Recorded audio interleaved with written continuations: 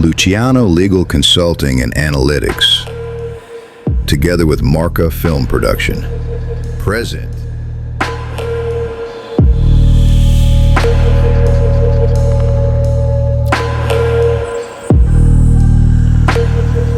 In 2018, I made a prediction Iran is hit for a military strike and the inevitable regime change. Pro-Iranian fanatics called me a Zionist. They said I was crazy. Today, that prediction is coming through.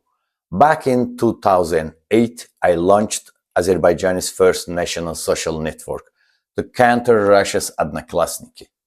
I was warning about Moscow's hybrid war. Most dismissed it as conspiracy theory. My project put me on the blacklist of Ramiz Mehdiev, the Grey Cardinal, former head of the presidential administration and architect of Russia's agent network in Azerbaijan. In 2025, Mehdiev was arrested for plotting a coup. His secret letter to the Kremlin was published. What was dismissed as conspiracy theory in 2008 is now recognized as strategic foresight. I'm Luciano Shirvani, Swiss lawyer, Azerbaijani roots 15 generations deep. This is LLCA, Luciano Legal Consulting and Analytics. This is my first analytical program in English. Welcome to the Iranian Diaries. Back then, it was pro-Iranian religious radicals attacking me. At this time, I'm sure Western desk academics will take up their baton. They'll criticize no citations, no source from Iran, Afghanistan, or the Caucasus. This doesn't meet academic standards. Let me be clear. I trust my source more than I trust source founded by West institutions source who have never heard missile explode. Let me tell you about the difference. August 2023, Kiev Skyloft Hotel. At the first explosion, those who write about war from their office ran to the bunker. Me, I sat on the terrace smoking a cigar, watching as our 54 drones and several missiles were shooting down directly above my head. Доброго вечера, друзья. Как вы видите, я в Киеве. Слушайте, ПВ работает. Ракеты летят, на небо уничтожают. А мы сидим как, сигары курим. Слышите? Бом-бом. Оба-на, вот еще один. Эту страну победить нельзя. Правильно говорю? That's the difference between those who write about war and those who understand war. Now let me tell you about Iran, straight from the Iranian kitchen, from source academics don't have access to, from relationship built over decades, from intelligence that will never appear in peer-reviewed journals. This is real intelligence. Listen carefully, please. Iranian Diaries.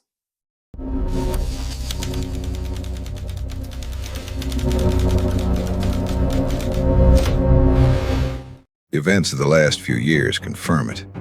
The scenario's been launched.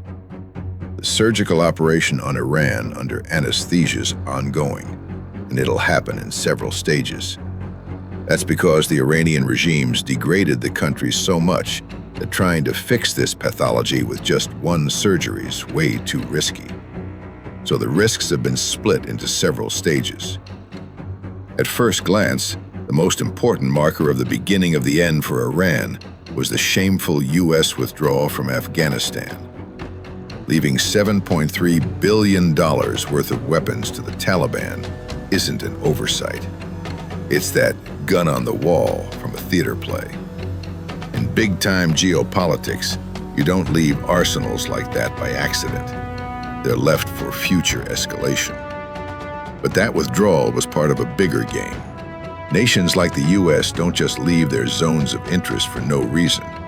And they don't leave that much weaponry behind without a specific goal for the future.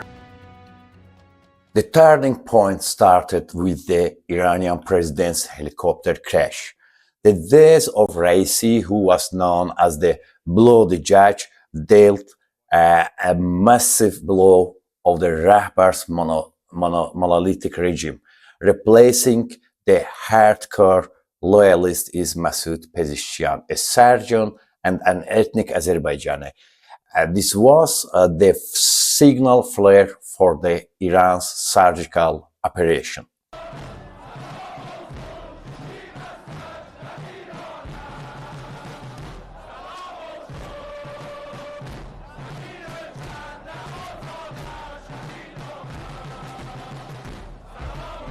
The Azerbaijani factor.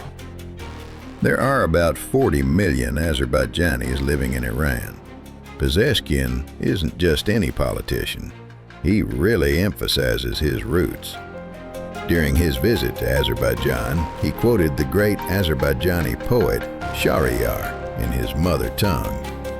For those who aren't aware, the Treaty of Turkmenchay, signed in 1828, ended the Second Russo-Persian War and changed the region's map forever by setting the border along the Arax River. In Azerbaijani poetry, there are hundreds of verses that capture the tragic reality of one nation being split between two empires. The Arax River is a source of pain for every Azerbaijani. South Azerbaijan is the backbone of Iran. If South Azerbaijan rises up, Iran in its current form won't exist anymore. Let's dig a bit into history. Who actually triggered the Islamic Revolution? Ayatollah Mohammad Kazim Shariat Madari, a spiritual leader from Tabriz who had massive influence in South Azerbaijan. He's actually the one who saved Khomeini from execution in 1963 by recognizing him as a marja, the highest spiritual authority, which gave him immunity. Later on, he became Khomeini's main opponent within the revolution. Ali Khamenei, the current Rahbar, whose father came from the Azerbaijani town of Khamenei. In 1978 to 1979, he was in Khomeini's inner circle and was one of the founders of the Council of the Islamic Revolution. Mehdi Bazargan, Iran's first prime minister after the revolution. His family was from Tabriz, the capital of South Azerbaijan. He was the one trying to give the revolution a democratic face in its early stages. Sadegh Khalkhali, the first revolutionary judge, notoriously known as the Hanging Judge. He was born in Givi, Ardabil province, the city of Shah Ismail Qatai, the conqueror of the Safavid Empire, who led his troops all the way to Afghanistan. Khalkhali personally handed down death sentences to hundreds of Shah officials and political rivals right after the coup. In the end, the Islamic Revolution, just like any other, devoured its own children. Except for the current religious leader Khamenei, they were all destroyed, some physically, others morally. Throughout Iran's history, the country was ruled by Azerbaijanis and Turks. Nadir Shah, Shah Abbas, and Shah Ismail Qatai. The only exception was the Persians, the Pahlavi dynasty, who basically handed the country over to religious fanatics. Исмаил Сафави был азербайджанцем.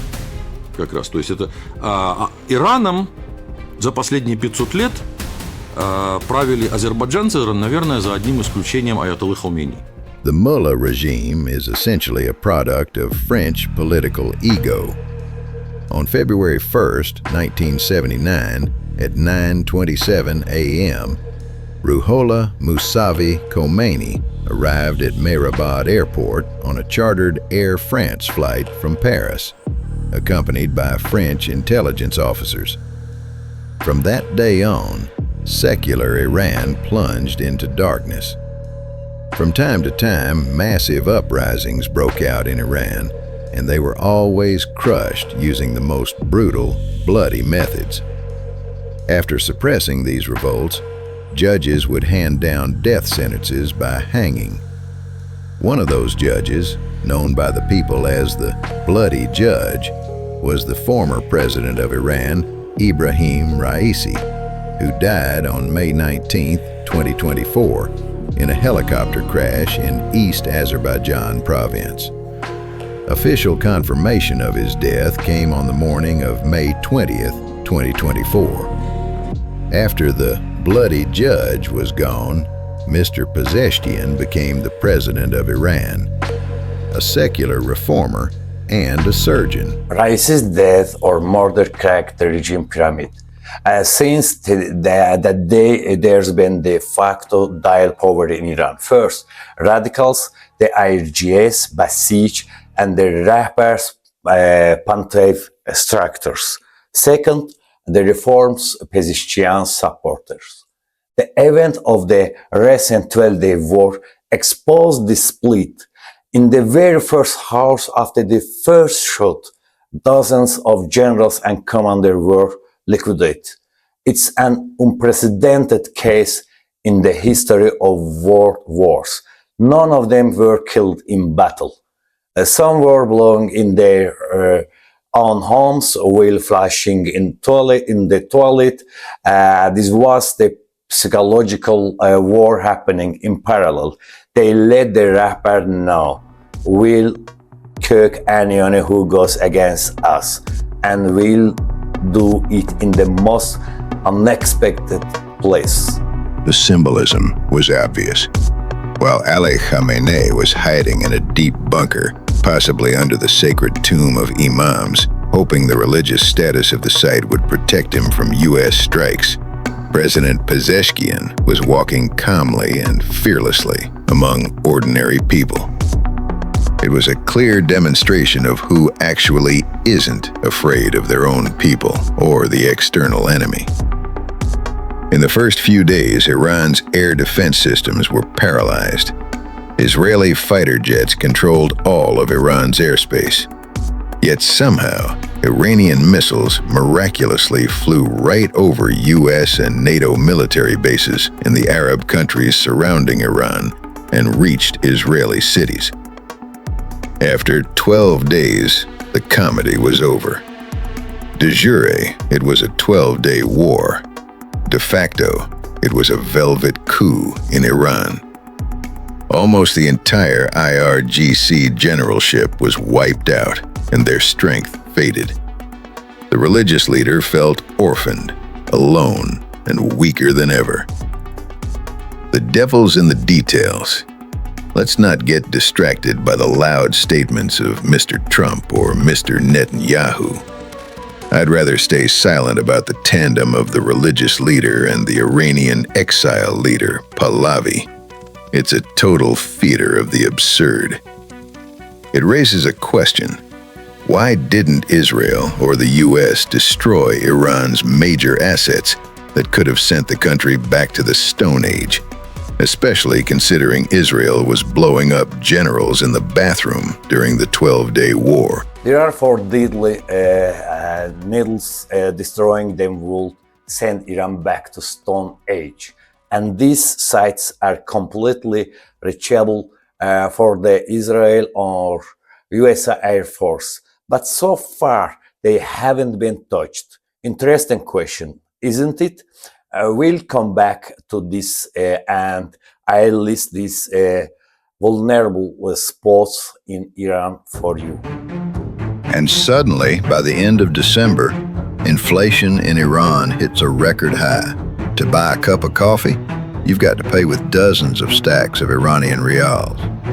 An uprising sparks from the Tehran Bazaar and spreads across the entire country. This is an uprising in every sense of the word. The security forces can't handle it, so Khomeini orders them to crush the protest brutally with force. But that just adds fuel to the fire. The situation spirals out of control. The internet's cut off. and civilians are being gunned down. According to some unofficial sources, various numbers are being reported: 5,000, 12,000, and some data suggests the death toll has reached over 20,000. Meanwhile, the world's most genuine human rights defenders and pro-Palestinian activists, like Greta Thunberg, are staying silent. Other activists are calling them out for their silence. Not a single word about the mass killings in Iran. I'll get back to that, too. The radicalization of Muslims in Europe, often exploited by right-wing politicians, is not a spontaneous phenomenon. Russia and Iran have consistently used religious radicalization as a destabilization tool in their hybrid war against the West.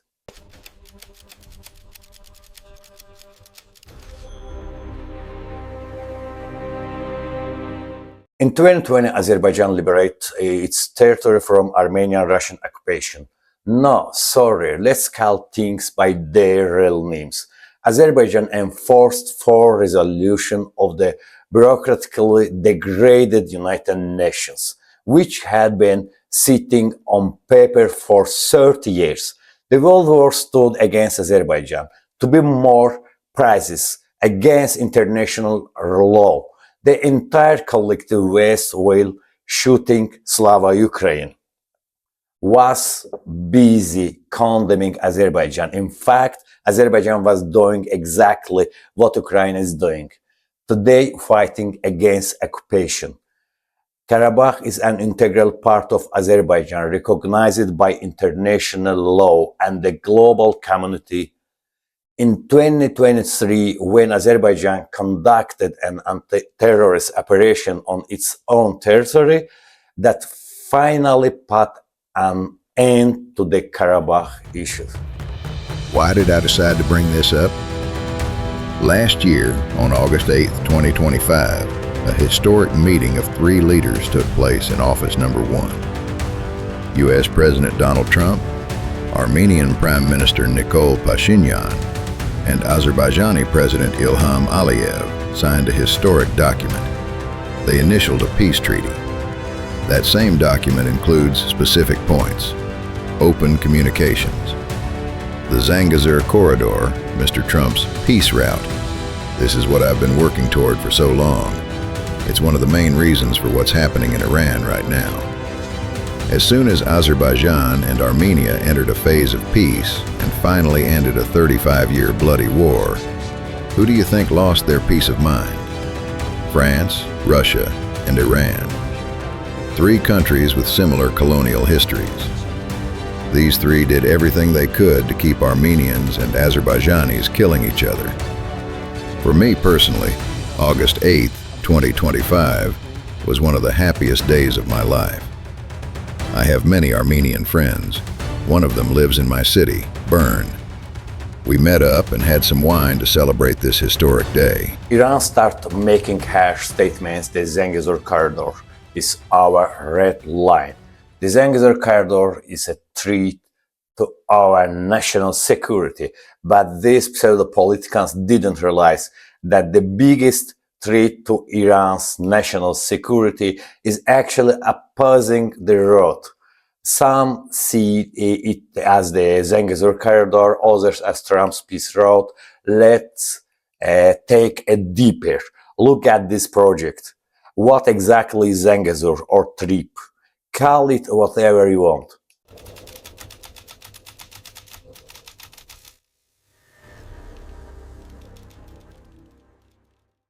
If you are not with us, you are under us. The new world order dictates a ruthless law. If you are not with us, you are under us. Exactly like that. Right before our eyes, a great arteries being laid out connecting China to London, linking Asia with Europa and the entire Western world. People modestly call this road the Middle Corridor, but honestly, it's the backbone of a new global civilization. The Middle Corridor is a logistics revolution that's radically changing the rules of global trade. Let's look at the delivery times. Middle Corridor versus Sea Route. Sea Route via the Suez Canal. Traditional cargo delivery from China, East Coast ports, to Europe takes anywhere from 45 to 60 to 65 days. Given the crisis in the Red Sea or canal jams, this can take even longer. Middle Corridor, TIT. Thanks to the integration of railways, Caspian ports, Alyat, Aktau, and the Zangezur route, delivery times cut down to just 12 to 15 days. In this new economic architecture, Iran and Russia have been left overboard. By turning themselves into global pariahs, these regimes have literally scratched themselves out of the future that's now being built without them.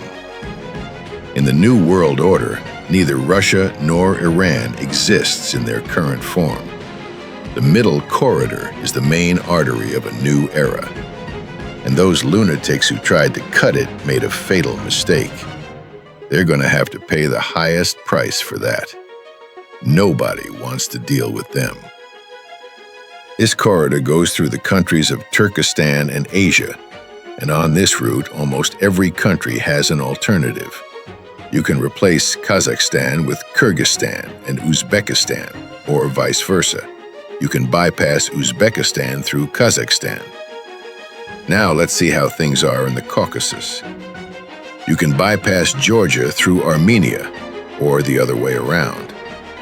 But Azerbaijan is the only country connecting Asia and Europe that's impossible to bypass.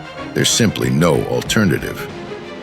Because to the north, you've got the Russian Bear, and to the south, the Iranian mullahs.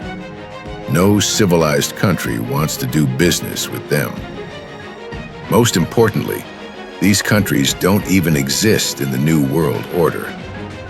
Open a political map of the world and look at Iran and Russia.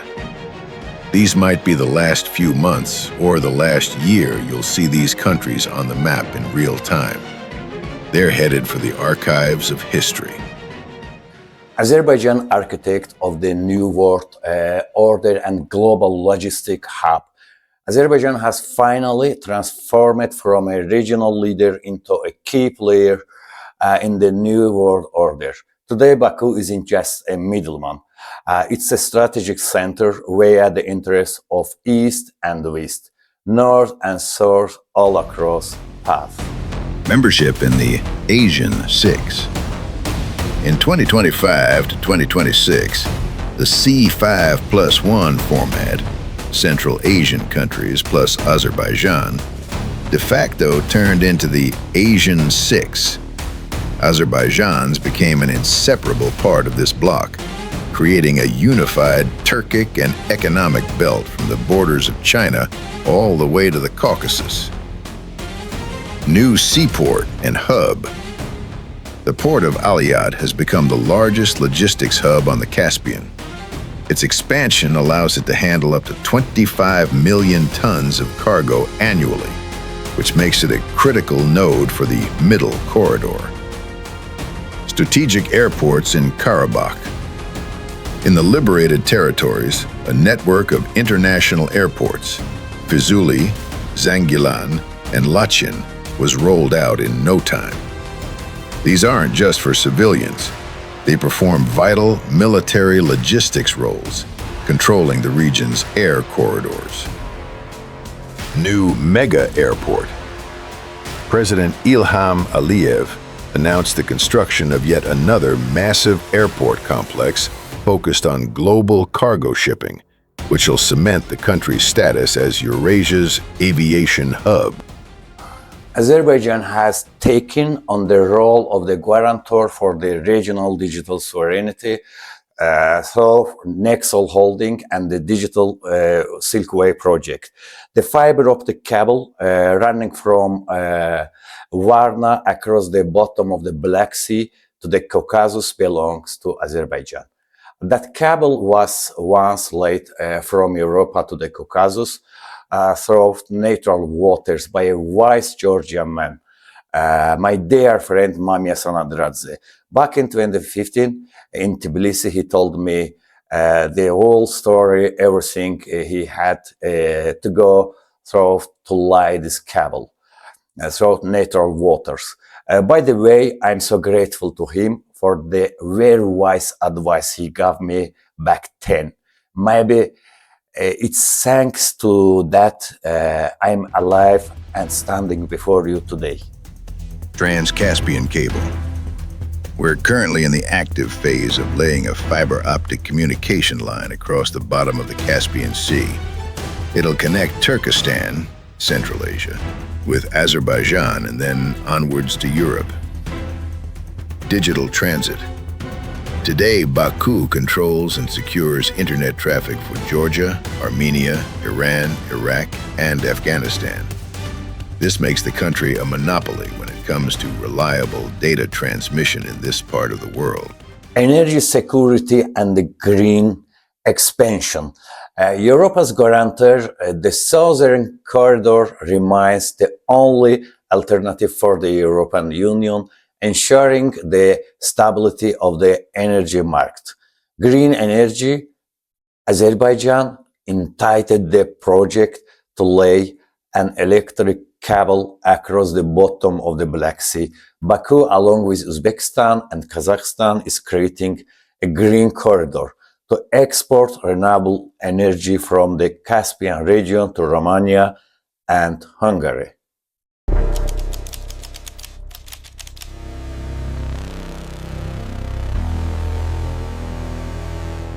Ethnic makeup and stability. Azerbaijan's internal resilience relies on the dominant role of the state-forming group while keeping the multicultural model alive. Azerbaijan's winning strategy is that dozens of different ethnic groups, Turks, Talish, Lezgins, Avars, Udins, Zakhurs, Georgians, Russians, all consider themselves Azerbaijanis.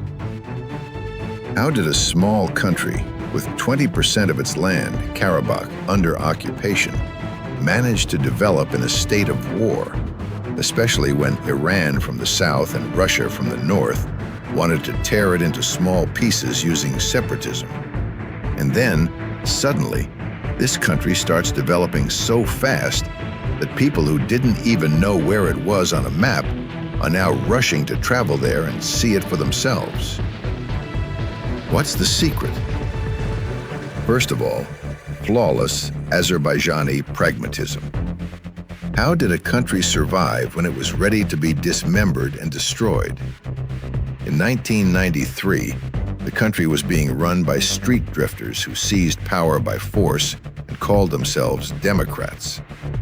A random guy, a moonshine lover named Abulfaz Elchibey, whom I knew personally because we were neighbors, led the country to a civil war and then ran away to his village to drink schnapps. That's when Haydar Aliyev, who was at the top of the USSR, a man of the great Soviet Empire and a KGB general, took charge of the country because the people called for him. In a very short time, he managed to wipe out all the separatists and armed groups and created a unified army. He understood perfectly that the war had to be stopped by any means necessary to bring capital into the country. On September 20th, 1994, the contract of the century was signed at the Gulistan Palace in Baku. This document became the foundation for the entire current strategy of turning Azerbaijan into a key player in the world order. Pipelines like Baku to Tbilisi to Ceyhan, followed by Baku to Tbilisi to Supsa, and the Baku to Tbilisi to Erzurum logistics route acted as a protectorate not just for Azerbaijan, but for the whole region. If they hadn't, Russia would have occupied all of Georgia during the 5-day war on August 8, 2008. Decades later, on that very same day, August 8, 2025, the document signed in Office Number 1 at the White House became the signal flare for a new world order. Today, Azerbaijan is a strategic partner of nuclear-armed Pakistan and has the Shusha Declaration with Turkey, a country that has the second largest army in NATO and the largest in Europe. Putin started a war against Ukraine because NATO was expanding its borders and getting closer to Russia's. But Turkish F-16s are in Azerbaijan's skies almost every day on Russia's southern borders, saying, "Salam alaikum," and Putin acts like he doesn't see or hear it. That's because Putin knows treating Azerbaijan the way he treated Ukraine would cost him way too much. What's happening in Iran right now is just another stage of the surgical operation. Let's get back to Iran's strategic arteries. I think this would literally send the country back to the Stone Age. These are Iran's key strategic spots. Karg Island, the oil terminal. This place is Iran's main export hub, where over 19% of the country's crude oil passes through. That makes it the most vulnerable and critical target if things really kick of the Persian Gulf. The Kangan plant, the main gas processing hub. This complex is tied directly to South Pars, the world's biggest gas field. It doesn't just handle export, it keeps the lights on and the house warm for the entire country's industry and residential sectors. Including the deepwater Shahid Raja'i terminal, this port is the country's main gateway. If it's paralyzed, the whole national logistics system, food distribution, and medicine supply will just collapse instantly. Iran's biggest refineries, the death list. Here's a list of the main plants that keep Iran afloat. If they stop, the country just freezes. Abadan Refinery, the oldest and super powerful. It sits right on the border with Iraq. If it shuts down, the entire south of Iran runs out of fuel immediately. Isfahan Refinery. This is the main hub right in the heart of the country. It pumps gas and diesel to all the cities and factories in central Iran. Persian Gulf Star, Bandar Abbas. The most vital spot for the regime's survival. It's a massive plant that makes so much gasoline that Iran has enough for everyone. One hit on this place, and it's a gasoline apocalypse for the country. Tehran Refinery. It breathes life into the capital, where 15 million people live. Without it, Tehran turns into a stone trap with no food, cars, or buses. Arak Refinery, the newest and most modern one. They make the cleanest, highest quality fuel in the country here. The second Bandar Abbas plant. It works alongside the Star. Its job is to make sure fuel keeps moving for export and for the needs of the southern regions. Do you think it'd be hard for Israel, the guys who blow up IRGC generals in the bathroom, or for Mr. Trump to just send B-2 bombers and turn these plants into dust? Of course not. So the question is, why does Mr. Trump keep making one militaristic statement after another against Iran and canceling potential talks? What's going on? Mr. Trump is trolling the whole world. Some pseudo-analysts call him an idiot or crazy. But I can tell you with total confidence, he's mega pragmatic. He sees his moves way ahead of what the top analysts can even imagine. He's got that killer instinct. He patted Putin on the back in Alaska, but now he's humiliating him every day by seizing his tankers. He literally snatched the president of Venezuela out of bed in his underwear in another country. Do you think it's hard for him to hit Khamenei with a missile? He's not doing it. Know why? Because he doesn't want a second Iraq in Iran. These bloody protests in Iran will keep going, and sadly, there'll be more victims. But I don't think he'll launch strikes in the coming days or weeks. January 20th is the anniversary of his inauguration. The Pentagon can't guarantee him a 24-hour operation with minimal casualties. And he needs lightning-fast winds. Meanwhile, the Davos Economic Forum is coming up, where world leaders will gather. During this time, the Iranian leadership will be even more psychologically drained. Right now, they're being worn down without southern Azerbaijan. Pay attention. There are 40 million Azerbaijanis on the territory of current-day Iran. So far, there are local protests, but Azerbaijan hasn't fully risen up. If southern Azerbaijan rises, it's the end of the Mullah regime. I already explained the role Azerbaijanis played in the Islamic Revolution. So the main question: why don't Mr. Trump, the UK, and Israel want a second Iraq in Iran? Most importantly, one of Azerbaijan's biggest strategic allies, China, doesn't want it. Remember this, my friends. Right now, English, the language I'm using to talk to you, is the language of world politics, but Chinese is the language of the future. And unlike Russia, China isn't a monkey with a grenade. It's a country with a pragmatic, wise policy that takes control of the world economy through business, not war. There's only one force that can stand up and hold its own against China. If you've noticed, I often mention Turkestan. I don't call it Central Asia like the Russians do. I call it Turkestan.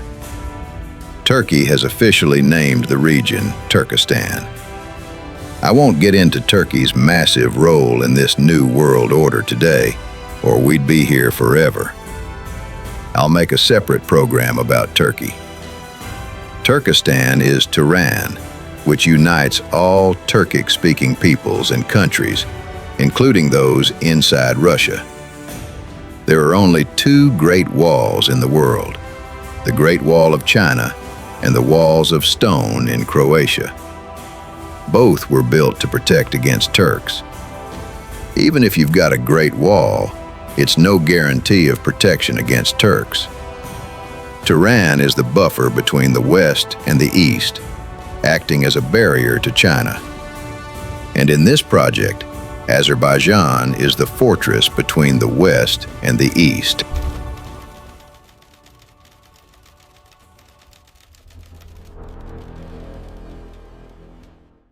Why was there no blitzkrieg? First, the economy. Trump's a businessman. He doesn't need oil fever right before the anniversary of his inauguration. Second, the build-up. The Lincoln and Roosevelt carrier strike groups and the Georgia-class subs are still just moving into position. This is all partly about the psychological destruction the Iranian regime. The psychological exhaustion, the emotional roller coaster tactics are forcing the Iranian regime to make mistakes, and that's wearing Iran out. First and foremost, this is yet another piece of evidence that a surgical operation is being performed on Iran. Mr. Trump has big plans for this country. Otherwise, all these strategic sites would have been bombed and wiped out long ago.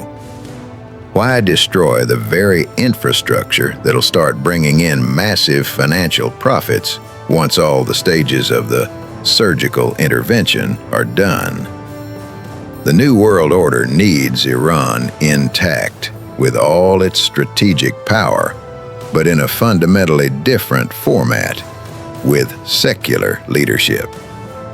Most importantly, any military action on Iranian soil means a flood of refugees from Iran into Azerbaijan, Armenia, and Georgia.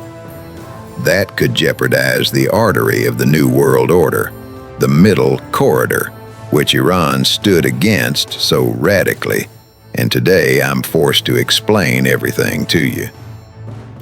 So, what's in store for Iran? Civil war? No, I don't think so, even though many are predicting it. Now, let's go back to the beginning.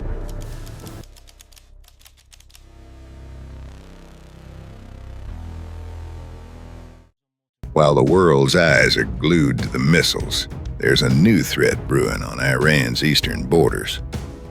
According to insider info from Afghanistan, the Taliban's stealthily moving troops to the border. The Taliban leadership's been holding regular consultations on this. The main reason for their territorial claims is the water from the Helmand River. This conflict over water distribution in the provinces of Nimroz, Afghanistan, and Sistan and Baluchistan, Iran, has been souring their relationship for years. Now that $7 billion worth of weapons in the hands of the Taliban could turn this local dispute into a full-blown second front that'll finally finish off the regime in Tehran.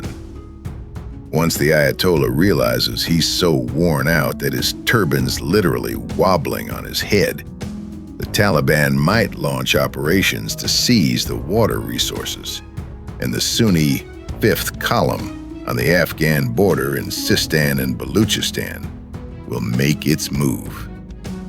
That'll be the shot from the rifle that's been hanging on the wall throughout the entire play. This shot will demoralize the IRGS, the Basij, and the entire army. Biden plenty of high-ranking officers and generals will be killed. Everyone's gonna to be thinking only about their own safety and survival. The Ayatollah and his inner circle will be wondering where to run so they don't get eaten alive. That's when the people in Iran will finally take control of the country.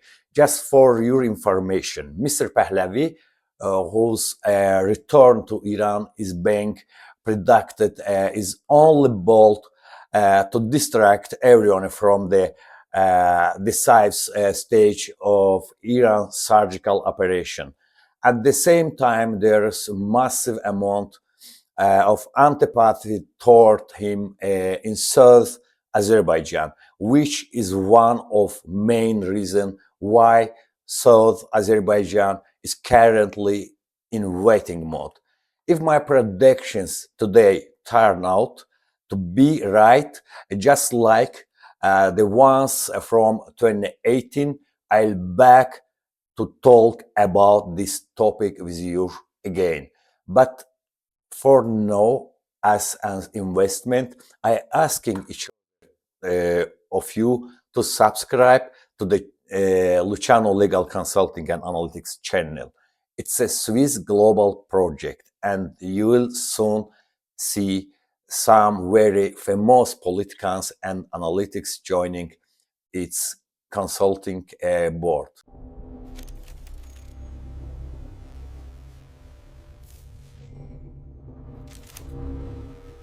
Polarization in the world. Don't let the silence of the pro-Palestinians, of the well-timed aggression of the pro-Iranian surprise or scare you. To build a new world, a global new world order. There is going to be massive polarization to finally destroy the old world order and the bureaucratic, powerless United Nations. Right now, Europa, including Switzerland, reminds me of the final years of the Soviet Union.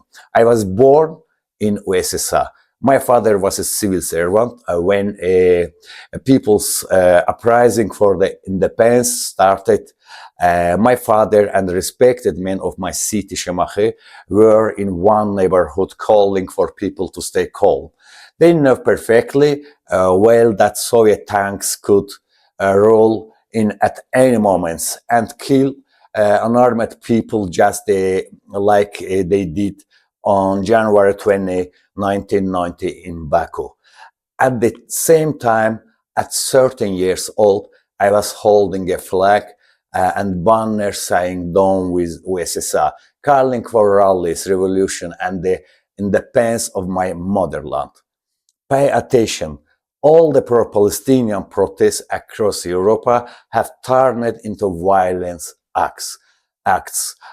They were organized to bring peace to Middle East, but instead they brought violence to Europa. This is a probing of all Europa. Their massive chaos in Europa, storms inevitable, and the theory goes. Productivity will be again among those who survive the storms. But chaos doesn't scare those who have a backbone. I am Luciano Shirvani, a Swiss lawyer with Azerbaijani roots, 15 generations deep. Switzerland isn't just where I live. It's my fortress, my second homeland, that stood by me when it mattered most. As Nietzsche said, I'm not here to weep with you. I'm here to help you.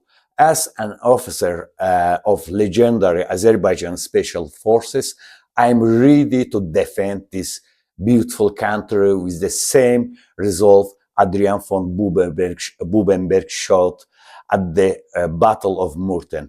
Today, my battlefield is the law. I was directly involved in the preparing materials for the International Criminal Court against Russia's leadership for war crimes in Chechnya. In 2019, my investigation exposed an international network planting against in Europa. 180 Bundespolizei officers conducted raids across 10 German cities. Der Spiegel covered it. The middle corridor isn't theory. It's really, and it's happening now. The surgical operation in Iran is underway. The middle corridor is operational. The old world order is collapsing. If you are in police, intelligence, or strategic planning, this is your wake-up call. Share, debate, decide. Luciano Legal Consulting and Analytics. Everything can be relative, but law and justice never.